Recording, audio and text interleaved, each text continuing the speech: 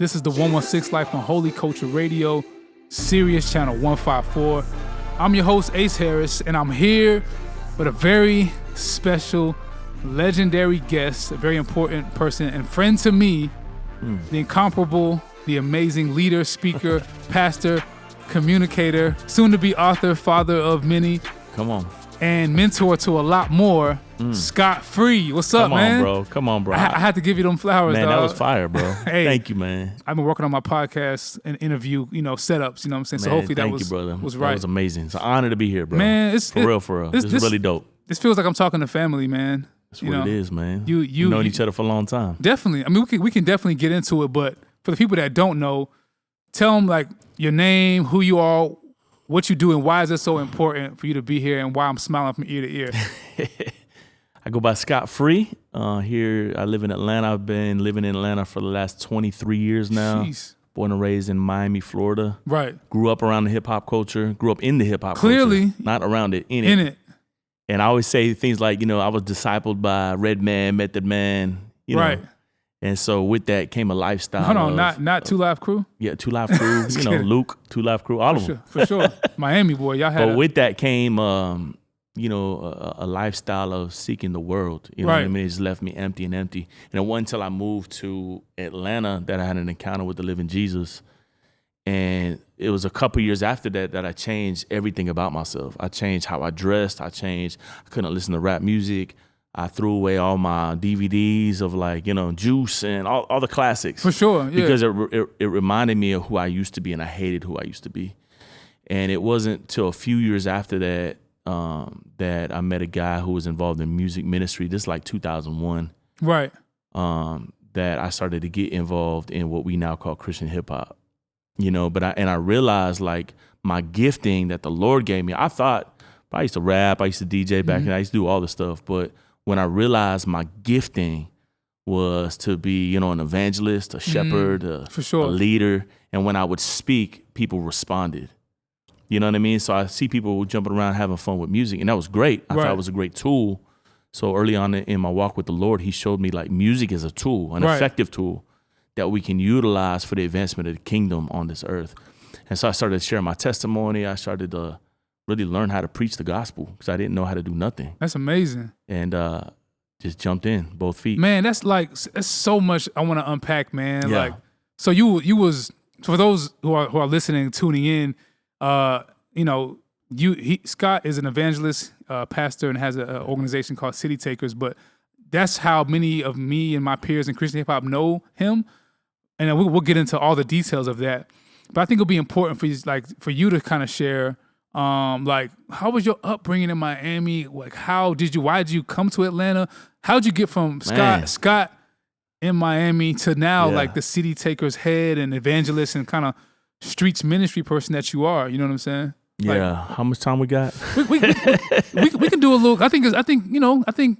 Yeah, give me a little bit. So born and raised in Miami, and I think I was interesting story. When I was 12 years old, ministry used to come by my neighborhood on Friday nights and pick up a bunch of kids with skateboards. So this is like 1988. Wow. And I jumped on the bus one time, and it brought us to a church.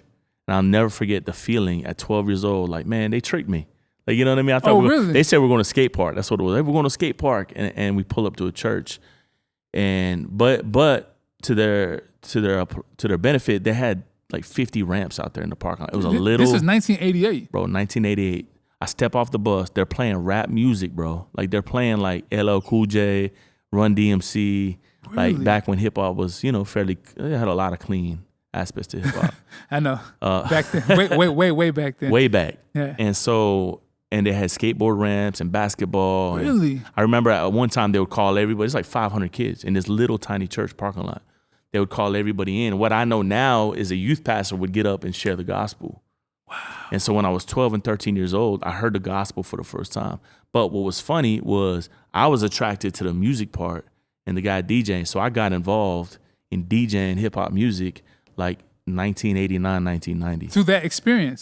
So a church outreach program put you on to DJing hip hop? Put me on to DJing and hip hop music, yeah. I mean, not necessarily hip hop, but the DJing. DJ. But and so my first tape. I'll tell you my first tape. I remember it was Run DMC and Fat Boys. Yo, That's how long ago. This is nobody knows this. That's why I like to ask these stories because I'm like, that's such a like prophetic moment of what you would be doing now. Like 100%. This is in 1980. What church was this? 88. It was called Sunset Chapel Assemblies of God. What was the demographic or like cultural makeup? So what was interesting was I didn't go to church there. This was a Friday night ministry crazy. That one of the, what I know now as a youth pastor, had buses go out into the neighborhoods in Miami, Florida, and pick a bunch of kids up. It's literally like 300 to 500 people on a Friday night. No at way. This church. Yeah.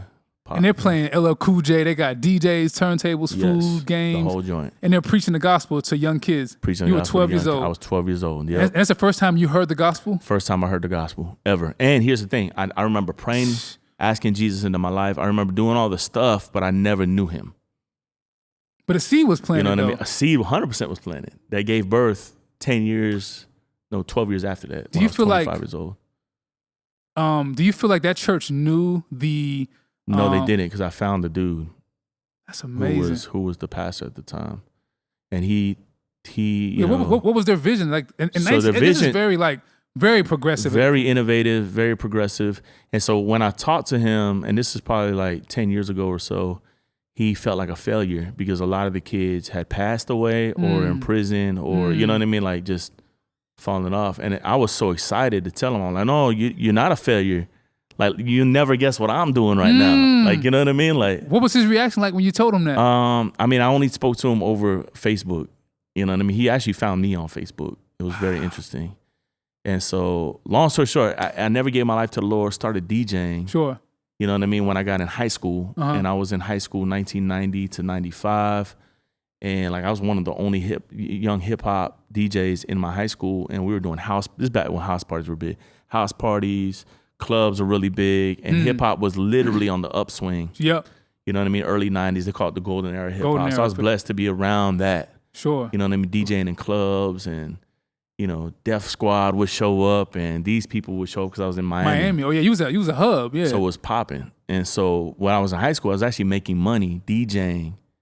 And so, but with that came, drinking, drugs, women, the whole nine. Sure. So I was engulfed in the culture right early on, making money. I bought I had a convertible Cadillac. Yo, you was getting at 16, to it, boy. 17 years old, chain, medallion, whole nine. Are there any pictures of this? I think I do have some. I just want to see it. I just want to see Scott Free with the medallion. And then 18 years old, I ended up going to jail.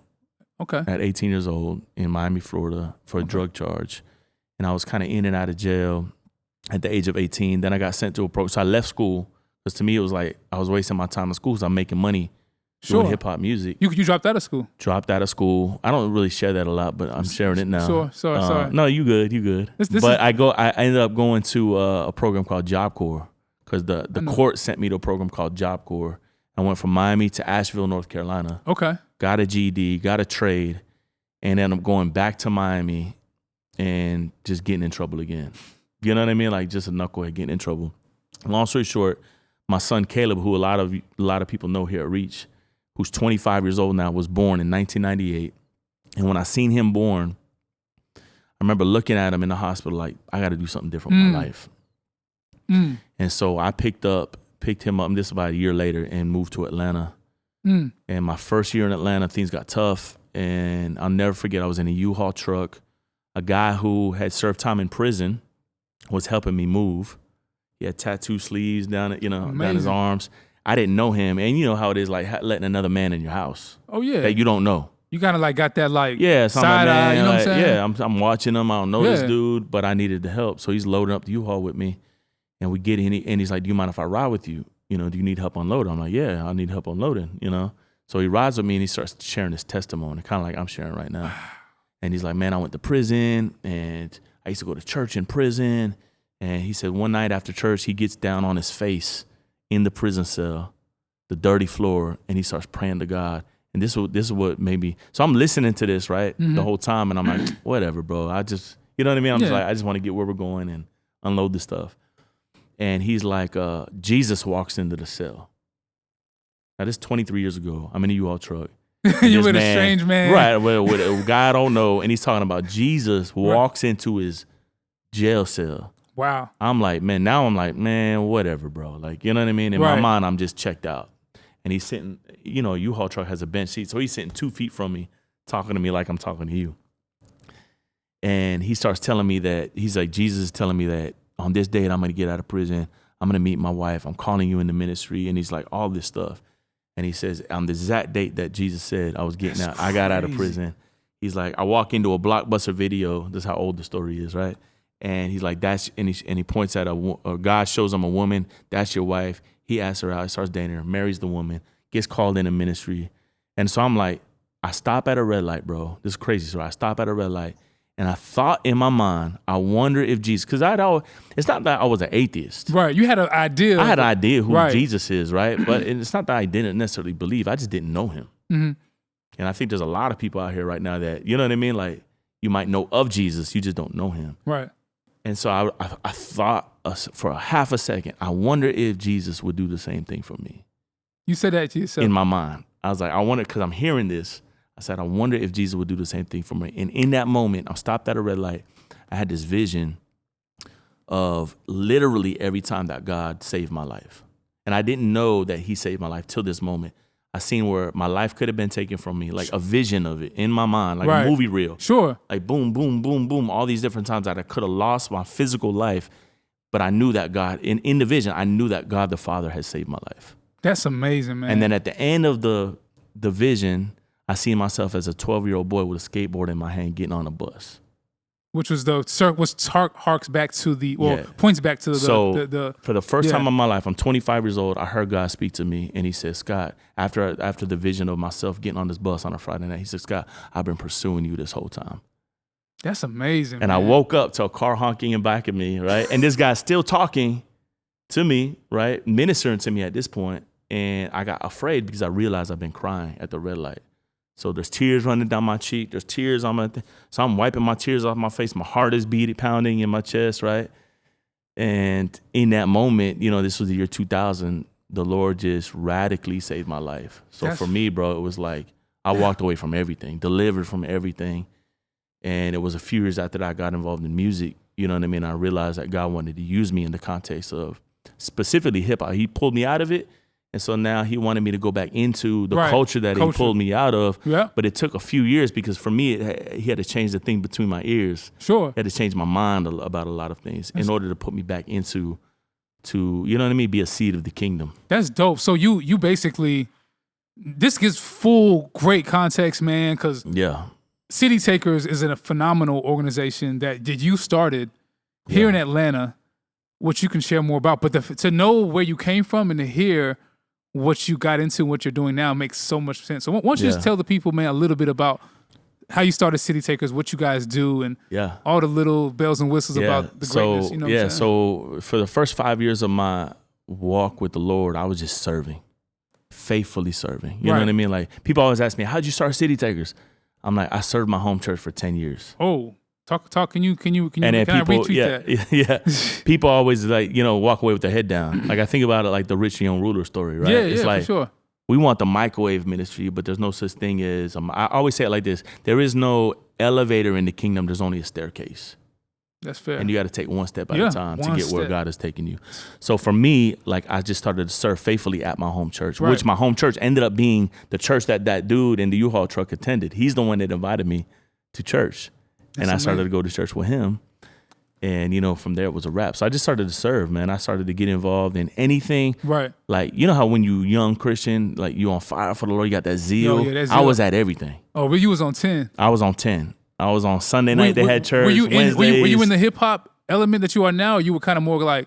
Bro, so when I first got saved, I started to dress business. That's like I changed everything about me. Again, I don't think necessarily everybody should do that or has to do that. I had to do that. I understand, because you was in the nightclubs and I was all you had to kind of go cold turkey. I had to go cold turkey on everything. So dress was a part of the culture. Sure. Like how I'm dressed right now, I didn't dress when I first got saved. You had on you like I had button up, slacks, button up, some penny loafers. I'm just kidding. Hold on. So, but at the same time, people at my home church started to see something in me that I didn't see in myself. Okay. And so they started to kind of pull me in. Like I would go to like a Sunday night service and people would be like, hey man, you hungry? Let's go eat. And these were like the pastors of a pretty large church in Atlanta. And so we would go eat together. And in my mind, I'm like, I'm just going to go eat with my pastor, right? It's no big deal. But you know what I mean? Like realizing now, like just the favor that God had on my life early on in my walk with him. Right. It was just men and different people started to pour into my life. I'll give you another example. We were doing street ministry downtown Atlanta, building a playground in one of the projects. Mm-hmm. That was like the outreach. We're going to have a barbecue, build a playground, you know what I mean? And just bless the community. So I was involved early on in my walk. I was involved in what I would call a healthy church, doing healthy ministry around the city. Does that make sense? And so I just signed up to volunteer. So I remember I had a wheelbarrow in my hand and it was like a bunch of mulch and I'm wheeling mulch like, I don't know, 100 yards down to where we were going to build the thing. And I remember telling God, I'm like, Lord, like, this isn't me. You know what I mean? Like, I love it and I'm going to serve, I'm going to do it. But you know what I mean? Like, and I'll never forget, there was this old white man with white hair, gray. I mean, he had to be in his 70s or 80s. He's like, hey, I'm looking for people to go to door with me. We're going to invite people out to the barbecue. Who wants to come? And nobody was volunteering because we're in the projects. Oh. This is the year 2001. This is all the projects were still in Atlanta. Oh, yeah. And I was like, shoot, I just want to get out of not carrying the mulch. I'll go. And so we're walking around the projects downtown Atlanta. Again, I'm a little weird because I'm a white man. And then he's a white old man with white hair, but being super bold. Like, hey, guys, come on out. We're doing it. You know what I mean? I'm like, so I'm trying to stay 10 feet back from him. Like, I'm with him, but I don't know, you know. Anyways, long story short, as we're passing people, and this would happen my whole life. People would always like acknowledge me. You know what I mean? They'd be like, either give me a head nod or, you know what I mean? If I go to fist bump somebody, they'll fist bump me. And then this dude looked at me. I'll never forget this. He looked at me. He's like, bro, these people respect you. Have you ever thought about doing more stuff like this? And I hadn't, you know what I mean? I'm like, nah. He's like, bro, I think you should. He didn't say bro. He's like, I think you should, you know what I mean? Like, pay attention right, to, you know what I mean, this type of stuff, you know what I mean? Because it's something you carry that people acknowledge. That's so good, man. So it's like City Takers was birthed out of that, somebody seeing it, calling it, and I would love to get more into on the next segment, man, like all the details. You guys do so much great stuff that I've seen. Yeah. I would love to like. Yeah, I would love to talk about it. I want to break it all down for sure. For sure. This is the 116 Life on Holy Culture Radio, Sirius Channel 154. I'm your host, Ace Harris, here with my man, Scott Free. Stay tuned and we'll get more into it after the break. Welcome back. This is the 116 Life on Holy Culture Radio on Sirius Channel 154. I'm your host, Ace Harris, here with my man, Scott Free. Yeah. He says like he's definitely been a DJ, you know what I'm saying? He got that hip hop factor all day. So back we were talking about backstory on, you know, your testimony, your journey to Christ, and your starting this City Takers movement, which you said wasn't something that you had planned out to do, but it kind of sought you. And for the people that don't know, what is City Takers? What do you guys do, and some of the things you have going on? Yeah, I always say it's a missional church movement. And why I say church is because church is what Jesus established 2,000 years ago as an answer to a dying and broken world. And I think the traditional model of the church has been Sunday morning driven, but that's just a very small picture of the fullness thereof of who she is, aka the church. And God showed me like all the stuff we've been doing, you know what I mean? Anytime we're gathering people around the word of God, it's church. Right. You know what I mean? Whether it's 2 people, whether it's 200 or 2,000, it's church. And so we started out early on in 2006. You know, I've been serving. And I just started, again, through people pouring into me and discipling me. I had a heart to reach who the church necessarily wasn't reaching. And so we were going to areas where we felt like the gates of hell were prevailing. Right. And putting the flag of the kingdom, you know what I mean? Like pushing the kingdom of God. And whether that was the jails, whether that was the homeless shelters, whether that was the drug rehab centers. So early on, those are the areas I started to serve in. And in 2006, we launched a nonprofit. It wasn't called City Takers at the time. It was called Freestyle Missions. And freestyle is basically based on freestyle rap. Right. And we realized, like, with freestyle rap, back in the days, it was made up rap. It was like off the top of the dome. Now I think freestyle is a different Yeah, it's just, term. it's just rap your pre-written We ain't going verses. there. Rap your pre-written verses on a right. But so for me, it was bigger than the program. It was bigger than what was written. Gotcha. It was Holy Spirit using men and women Yeah. in the context of lifestyle, Right. not event driven. And so early on, I had a heart to really train and equip people to live out the fullness thereof of what the Lord is doing in and through them in the context of their job, their school, their neighborhood, their workplace. And so we just started to do that all over the city of Atlanta. And what was happening, we're doing block parties in the hood, we're doing stuff in the jails, we're doing stuff on college campuses, and we were using hip hop music to do that. What kind? We was using Christian hip hop. Christian hip hop music to do that. So you was a big advocate of Christian hip hop. Oh yeah, and early on, That's in my amazing. walk was huge. And then Christian hip hop wasn't where it is today. Sure, So it was quite interesting. It was more underground then. It was either more underground or it wasn't really even that dope. Like a lot of it was, you know what I mean? Like not as dope artistically, you know what I mean? It was about 10 years behind. Yeah, kind of where the world was. Where the world was. But there was a lot of dope artists. No, you know what I for mean? sure. At the same time. So we were giving platforms to artists that, you know what I mean, would never be given platforms to go out to perform at these events and minister to the people you guys were touching. That's 100%. interesting because some may know, I was actually one of those artists that was starting a group, and I was maybe not with the best of intentions. I heard about City Takers in Atlanta. It was like making a lot of headways in terms of doing events and mission groups and all these things. So if you were an artist and you wanted a place to serve and or perform, which we get into the why, but hey, God uses all of it. And somebody connected me to Scott Free, and we sat down, we met, and I was thinking, how can I get involved with City Takers? And that sparked, some conversations. And I don't think nothing materialized at that moment. But later on, when I became a youth leader at my church at like 23, 24, I brought my youth to the City Takers events on Fridays all the time because I knew it was a tool to help especially some of my more like guarded kids that were like, man, I'm at church, my mama bring me, and I ain't really about this like Jesus thing. Yeah. I found that City Takers was one of the better safe spaces for youth to engage God in a way where hip hop was like out in front. You know what I'm saying? So we would 100%. I would take a group of kids all the way from like Cleveland Avenue and some like Liberian refugee kids, and we'd come like 30 deep many times. So City Takers was a well-known thing in Atlanta. Yeah. That's how I got to know Scott.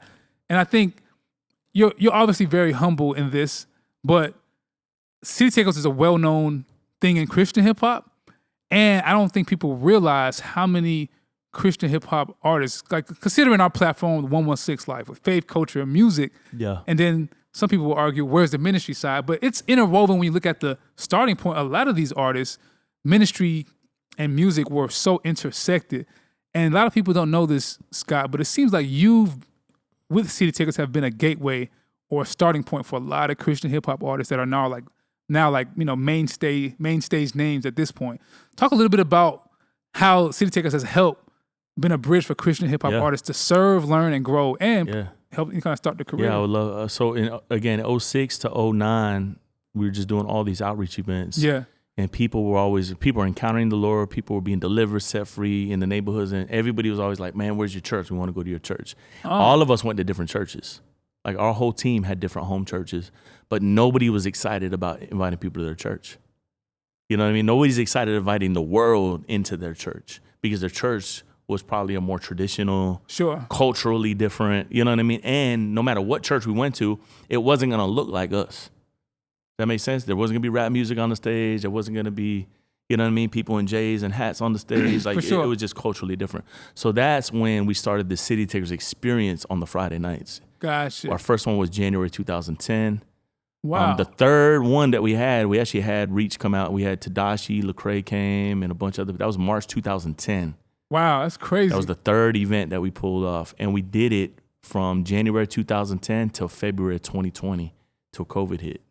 Every last Friday. We never missed one for 10 years straight.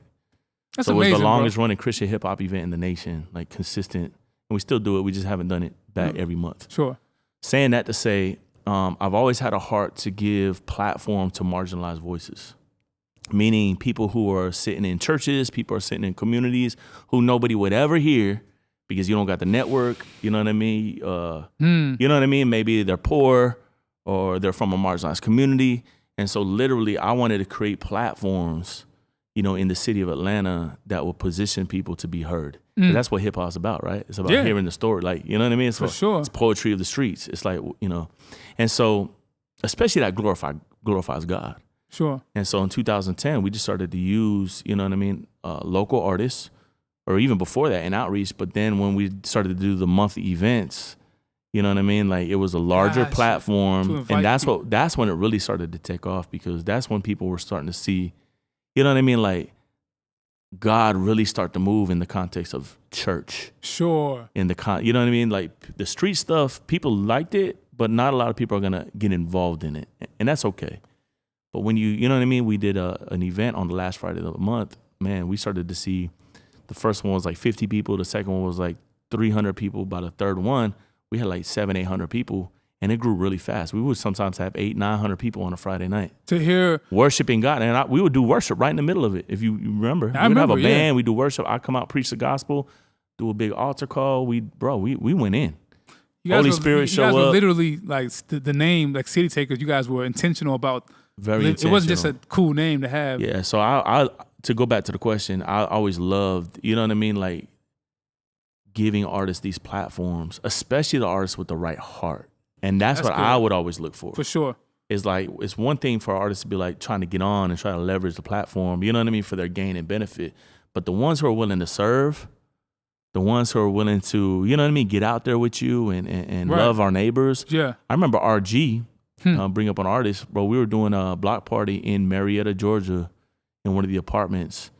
And I forget, I remember candy. We were throwing out candy. I think it was probably a Halloween thing.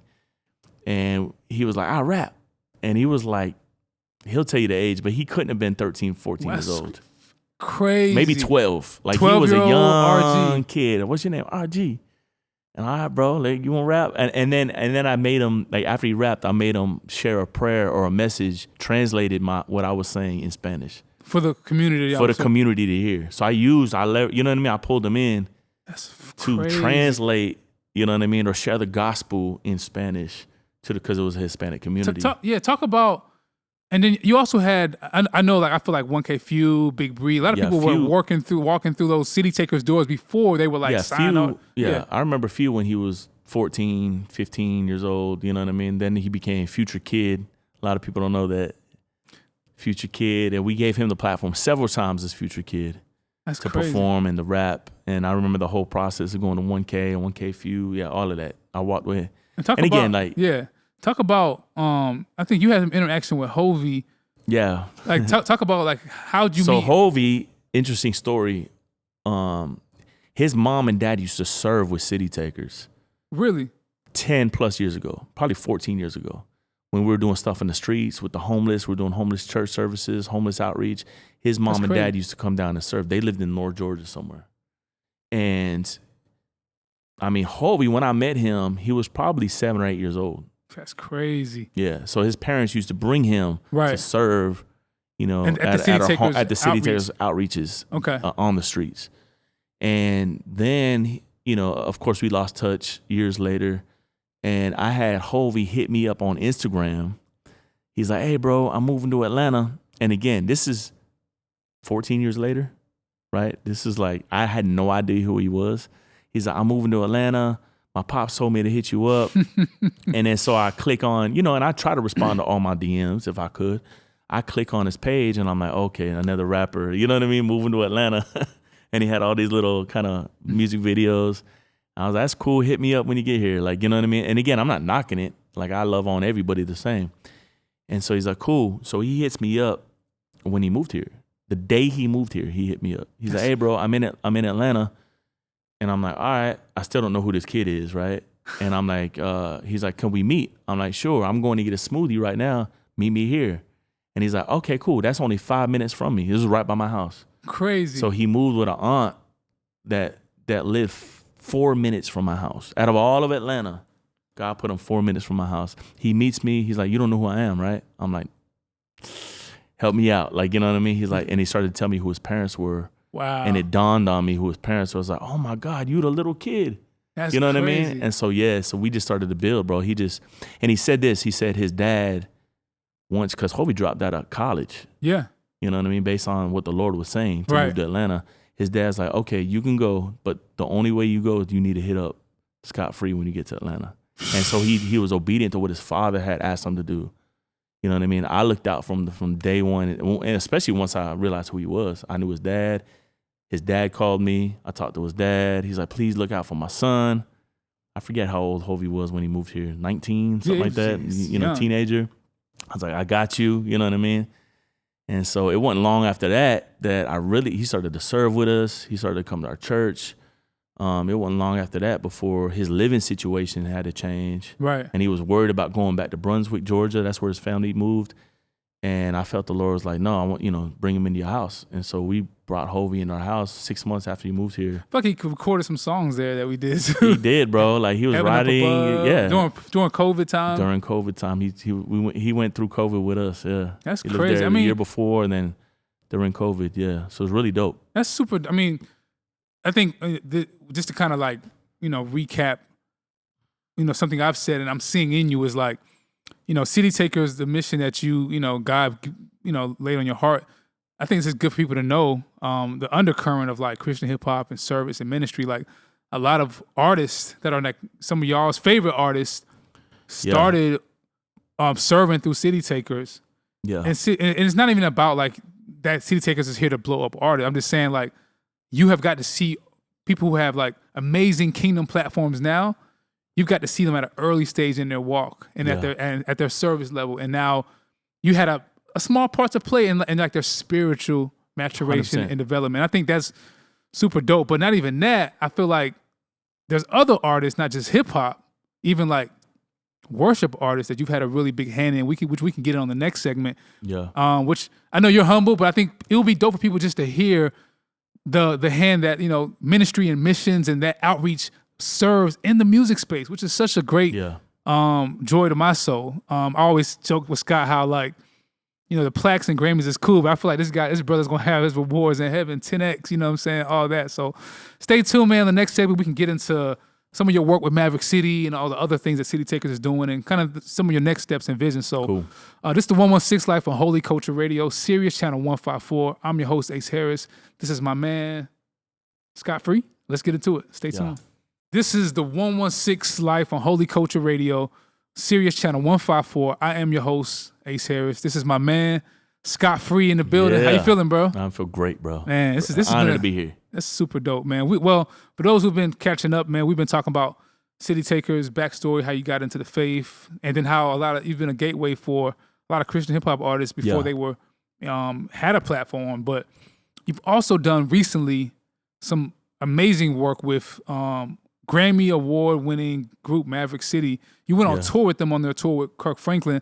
Yeah. Talk to the people about, how you got involved with them, what you guys did, and how you was able to kind of, connect some dots for ministry. Like music and ministry need to coexist, and why that's important. Yeah, so it's a really dope story. I actually got involved with them by one of my guys who I poured into, right? Like a Hovey. His name's CJ. Okay. I actually moved CJ into my house. CJ King? Before, no, not CJ King, CJ Rumsey. Okay. This was before Hovey. Okay. Right? So he lived with me from, can't remember the years, I think it's 2016, 2017. Long story short, this is a kid who just walked into City Takers one day, smoking weed, liked hip hop music, rapped, you know what I mean? And just, the Lord always like brings me what I like to call the knuckleheads. But I have such a heart for them because I was that guy. Does that make sense? Sure. And so I just bring them close. And I'm not saying moving people in your house is the right thing to do to bring them close. Yo, but that's a whole other, Shout out your wife. Yeah, praise God for my wife. She's amazing. But long story short, poured into him, his life radically changed. Like he is an urban missionary all the way right now, serving in the inner city, teaching at a school. I mean, this kid, I married him. He now has 2 babies, baptized him. Like, you know what I mean? Like literally stuff that you see, you know what I mean? Like in the scriptures was really lived out in his life. I remember celebrating his soberness, 1 year sober in my house. But that type of ministry is messy. And I think that's why a lot of people don't do that type of stuff because it's very good, messy. Scott. That's good, and Scott. It's very like, you know what I mean? You just got to walk with people. Not preach at them? Not preach out, walk with them. And I always say, you know how to spell discipleship? Time. That's how you spell discipleship. And that's what nobody wants to do. We just drop the mic. Yeah, that's what just pause on that, because I think. Yeah, and so long story short, I did that with this kid, CJ. In that season, his brother was in a band. His older brother was in a band called House Fires. Playing in the band, they wrote a song called Good, Good Father. Blew up. You're a good, good father, right?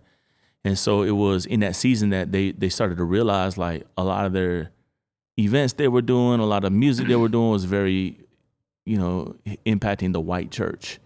And CJ and his brother have the same mom. She's white, and they have black dads, different dads, but they're both black. Mom was in and out of prison their whole lives. Neither of them really had a relationship with their fathers. And so he wanted to, start these writing camps where you started to bring different genres together that would write music, produce music together and write music together. But it would be like, a white CCM artist and a black gospel artist, like get them in the same room, write music and see what comes out of that. That's dope. So that was the beginning of what we know now as Maverick City Music. In that season, 2019, he had a heart to get into the prisons and to impact kids who grew up like him, who, you know what I mean? Like his mom and CJ's mom was in and out of prison. So CJ was like, we just got to call Scott. Scott's already impacting kids in the communities where, you know what I mean, that their parents are incarcerated or family members are incarcerated, and he does prison. So they hit me up. We start walking through the process of like getting into prisons, and then COVID hits. Oh, gotcha. The whole world shuts down. Right. And so I got Maverick City Music into their first prison. I think it was late 2020. We went down South Georgia somewhere, and we had everybody come. Naomi, Brandon, Chandler, whole nine. And for the first time, like they're worshiping prison yard full of prisoners, and I got to preach the gospel. And I think this was the first time they seen me preach, And I preached the word, and man, it was just powerful. You know what I mean? Like we got Maverick doing worship. I'm preaching the gospel. Right. And it was like Jesus standing in the middle of the prison yard. That's crazy. And so we left that prison, and they were like, man, we want to do more of this. Like, this is what we want to do. Right.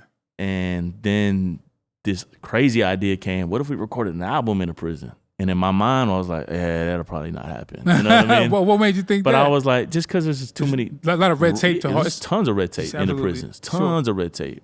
And then, you're going to take something that's produced and take it out here and push it to the world. But long story short, I said, man, I'll try. All they could do is say no, right? And I'm not willing to step out and take a risk. So I started to get with different organizations, get with Department of Corrections, and long story short, we end up recording an album, or they recorded an album down in Miami, Florida at Everglades prison, maximum security prison. Spent a week with the guys, writing music together, singing together, and the album called Kingdom came out of that. And I got to, not only be a part of that, but then on the tour, the Kingdom tour with Kirk Franklin, there was a huge push, and you even visually had the prisoners singing on the screens. I didn't know that. Throughout the whole tour. And so every city, and I got the opportunity to stand up and talk about what we had been doing in the prisons. And so I got the opportunity to talk to the Capital Seat Church, 20,000 people a night, about Matthew chapter 25, which is, when I was naked, did you clothe me? When I was hungry, did you give me food? When I was in prison, did you visit me? When did we see you in prison? When did we see you hungry? When you did it unto one of the least of these, you've done it unto me. So the ministry of City Takers is a ministry unto God's heart, is a ministry unto Jesus, because it's a ministry unto the least of these. And so I got the opportunity to kind of lead the church, in a sense, into pushing them to, you know what I mean? Look out for the orphan, look out for the widow, look out after the poor, look after the marginalized, look after those in the prison. Sure. And so it was an amazing, amazing season, bro. Like, real talk. So, I think what's so dope is, from a music standpoint and ministry standpoint, the song and the album being called Kingdom. Yeah. And to see those faces in the video, just belting out to the Lord. Yeah. In a maximum security prison. Yeah. Worshiping together. I think it was a great picture. It was a great moment, I think, it was in culture. It was an amazing moment, and the fact that you had a hand to play in that. Yeah, and it's still having an impact. I get texts and calls. Really? Oh, yeah, bro, like all over the nation. Like, I think it shook the nation. It shook the church, in a good way. Yeah. It's like, hey, what are we really doing? Come on. This has to go beyond the platform. This has to go beyond, the arenas. It has to go beyond. We got to go to the marginalized, to the places where, and I'm sure the prisoners were just. Oh, bro, I had one guy come up to me and hug me, and he was in tears. He was weeping on my shoulders, like violently weeping. Grabbed me, and this dude felt like, I don't know, bro, like, I mean, he was like a brick wall. You know what I mean? He was like hardcore, like he said he'd been in prison for 32 years. And he's weeping on my shoulder, and he's shaking me, Scott, you don't know. And I'm like, what's, you know what I mean? I'm like, all right, well, tell me, what's going on? He's like, for the first time in 32 years, I forgot I was in prison. Wow. And I was like, the first thing that came to my heart was, where the Spirit of the Lord is, there's freedom, right? And so, bro, we're standing in a maximum security yard with 1,400 men. This man shaking me violently. He's like, I forgot I was in prison for the first time in 32 years. And I was like, yo. And then I thought about like how many other people are in prison, but maybe not physically, but prison emotionally, prison mentally, prison spiritually. You know what I mean? That the Spirit of God could come and dwell in them, and they could break free from whatever it is that they're in prison. I mean, I think that's super. It's just great to hear that moment. I mean, even in light of what we do here, it just causes me to think, okay, I mean, the 116, music, faith, culture. Yeah. And I think on the culture side, maybe we lean too much on what mainstream culture is doing and forget about that Matthew 25 verse about, culture encompasses the prisoner, the widow, the orphan, the marginalized. And Kingdom culture does, yes. Kingdom culture does. Yes. And if we're really engaging kingdom culture, how dare we not go into those spaces and make our faith and our love, our faith known, our love shown. And I think you're doing a great job at that, man. I appreciate it, man. So talk to us about even stepping outside of that moment, like what's going on now with City Takers. I believe obviously you pastor a church, like the name of all that's going on. Like what's on your heart as a vision for going forward with everything? Because you've been doing it for a while, so it's like I'll tell you what's on my heart. It's been on my heart since we launched it. Is multiplication of City Takers all around the nation. Mm-hmm. And this has been a slow roll because it'd be easy for me to be like, all right, you get one, and to throw it out and it just not be effective. Sure. The only thing I want to do is effective ministry where lives are being transformed. People are encountering Jesus. People are being discipled, you know what I mean? And discipling other people. And so for us, we're in a season now of multiplication. And so we launched our first mission base in Southwest Florida. Okay. We did that a year ago. Okay. So we have a mission base that is doing missional church. What does that mean? That means anything outside the walls of the church where they're gathering people amongst the poor, marginalized, or in prison. You know what I mean? Church. Like it's gathering 2 or more people around the Word of God. It's church. And so we're calling it missional church. We used to call everything outreaches. And we'll still call things outreaches if it's like a one-off thing or, it's not consistent. Anything that's consistently gathering people where people already dwell and gather.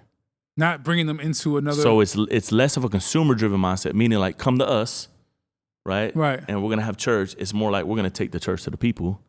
That's dope. And we're going to gather. And it could be in somebody's house. It could be at a coffee shop. It could be, we set up 200 chairs off of Peachtree Street and do church on Monday nights. You've been there. I've served with you. Yeah. It's like. And we have church. And those men and women and children are not going to any other church. Fact. But they had church. We had church. They got to encounter the gospel. And then we go back consistently. And I think that's the key to it. Is consistency is key. So you're saying you don't do it as a one flash pan moment to get a pat on the back and to say, look at what we did? I'm sorry. You're being real. You be real. This is like this is for me too, like consistent gatherings, consistent missional, like there is no checkpoint of like, whoa, this is done now. This is life. No, you never arrive. You said, how do you spell discipleship again? Time. Come on, bro. That's a word for somebody. And I always think like this. Yeah. Me and my wife love cruises, right? Yeah. I don't know if you've ever been on a cruise ship before. The moment you step on the boat, somebody's there handing you a drink. They're there to serve you. They're make sure you have a good time. All the entertainment is there, right? They want to make sure that you come back. Right. Right? Because it's vacation mode. And the Lord showed me like kind of like a lot of church, especially in America, is kind of driven of like, it's like a cruise ship, right? Somebody's holding the door, welcome you, make sure that you feel, you know what I mean? Like have a good time there so that you could come back to church. And God showed me a different type of ship. He showed me a battleship, right? It's still a ship, but every person on a battleship has a purpose.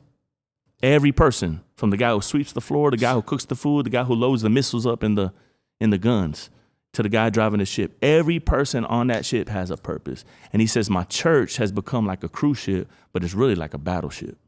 You got to train each person on how to do their job. And every time that ship leaves the port, it's not on vacation, it's on mission. And lives are at stake. Right. Lives are at stake. Sure. You know what I mean? So when I think of church, I think of it like that. It's like very missional. Right? Lives are at stake. Like people are dying and going to hell, eternally separated from the Father. People that I know and I love. You know what I mean? Now, it's not on me to save them, but it is on me to love them. It is on me to share truth to them. Share truth, yeah. And at the end of the day, that's what we do. You know what I mean? In the context of life. And so I have a heart to teach people how to live this thing out as a lifestyle, not an event. Because I think we're all into events because we want the platform, we want the position, we want the prestige, we want the title, because we want people to look at us. But it's not about us, right? We want people to look at Him. That's and good. When people bro. encounter Him, you know what I mean? They could be set free from all of that junk. Like, a lot of things we want is based on our own insecurities and our own upbringing. You know what I mean? We want people to notice us. Sure, absolutely. To honor us, but the reality is, like, man, we got to lay our lives down as living sacrifices. It's all or none. And you in that battleship. And you on that battleship. And you're putting your life on the line. And you're gonna get hit. You're gonna get hit. This ain't no cruise ship, is it? It ain't a cruise ship, bro. Man, well, on that note, man, I think this ship, got to keep going forward, man. And it's been fun hearing about someone who is, you know what I'm saying, kind of like navigating those murky waters. That's what it is, man. Trying to make effective impact. And I think a lot has been shared that I hope people can go home and take away something about, to help us, reconsider, rethink, reimagine, to reclaim what it really means to be missional. Yeah. And I would love to help anybody. Sure. Real talk. Like, they can follow City Takers. Yeah. You know what I mean? They can follow me. Tell them where they can get the information. On Instagram, I am Scott Free. That's mine. And then City Takers is City Takers on all social platforms. CityTakers.com is the website. There's ways to plug in. There's volunteer forms. Right. And again, we're in a season of multiplication. So pretty soon, right around the corner, we're going to have some training stuff happening where people can, be trained on how to live out this missional lifestyle. And how can people support and give? And CityTakers.com, okay. You could donate. Okay. We 100% rely on people's donations to do what we do. Okay. And, where God guides, God provides, right? But He still uses people like me and you, His children, to provide, to bring That's the provision. amazing, man. Well, it's been really great talking with you, man. And Word. I mean, I know we got a lot to keep talking about and building, but this is the 116 Life on Holy Culture Radio, Sirius Channel 154. I'm your host, Ace Harris, and wrapping up this conversation with the amazing Scott Free. Thank you, bro. And catch y'all next time.